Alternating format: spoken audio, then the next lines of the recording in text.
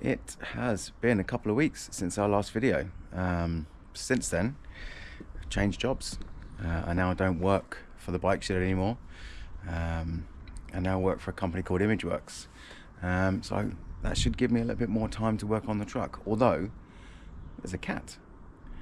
Although the two combined has led me to not be able to do any work on the truck whatsoever, which has been awful really, because working on the truck is the thing that makes me happy.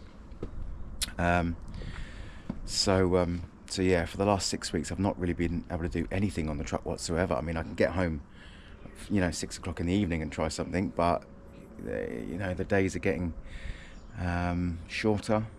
The darkness is closing in quicker, so yeah, it's been a bit of a struggle to get anything done on the truck, but here we are.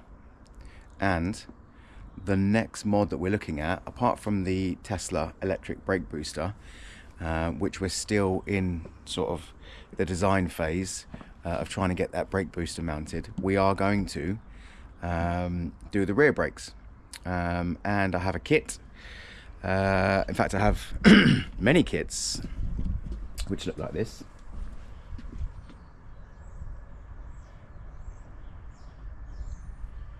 So you're going to be able to get these if you just message me.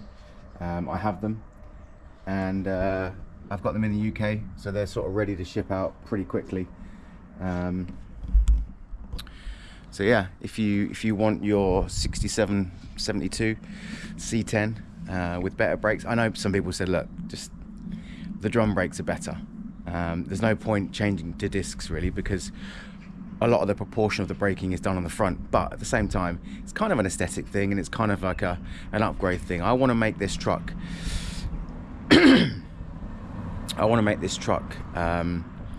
as reliable as possible in regards to not using the old style components like a vacuum brake booster and a vacuum this and a vacuum that, and all those things that people have done over the years, which is great. It works, and it's worked for many years, but technology is moving on, and if we can utilize these new things for old vehicles and make them fit and make them work, then why aren't we using them?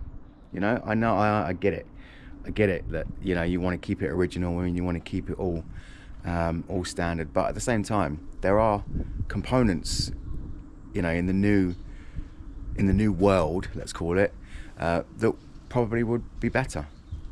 And so that's why we've done the Toyota power steering mod, and that's why we've got the Tesla Model 3 electric brake booster, because it doesn't work off vacuum, so your engine's never going to struggle to produce enough vacuum for those power brakes to work. But when you've got an electric servo doing it, and it's just a 3-wire combination,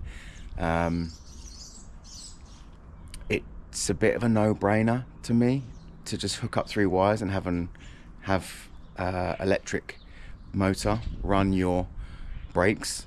The battery capabilities now are good enough to be able to run all this, so why not do it? And that's what on this channel we're trying to do, is we're trying to make these old vehicles as reliable as possible. I know people put LS engines in and stuff like that and all the rest of it, and that's all well and good, but we got a 350 small block in here, and yes, the engine is going to be reliable, fingers crossed, but all the ancillaries that go with it might not.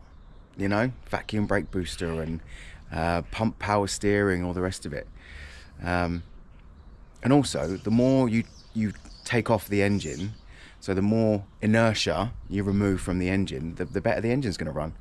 Because if you've got all these belts and all the rest of it hooked up, then it's only going to slow down the performance of the engine.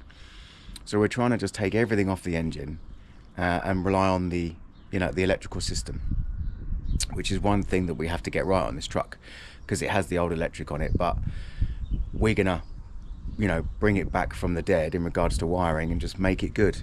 We'll put resettable fuses in everything, so if if anything does blow while we're testing or whatever else, then we can just reset them.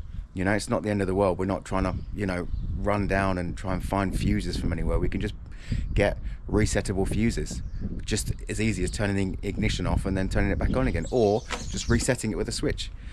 So yeah, this is about making old stuff cool again, but making it as reliable as possible. So without further ado, let's just crack on and get these rear discs installed. I know you've probably seen this a million times, but I'm going to film it anyway. So I'll just set the camera up. If I end up talking through it, I'll talk through it. If I don't, I might just put a little voiceover thing over the top and just describe to you what I'm doing. But again, you've probably seen a million of these videos, but here's 1,000,001. All right, let's get going.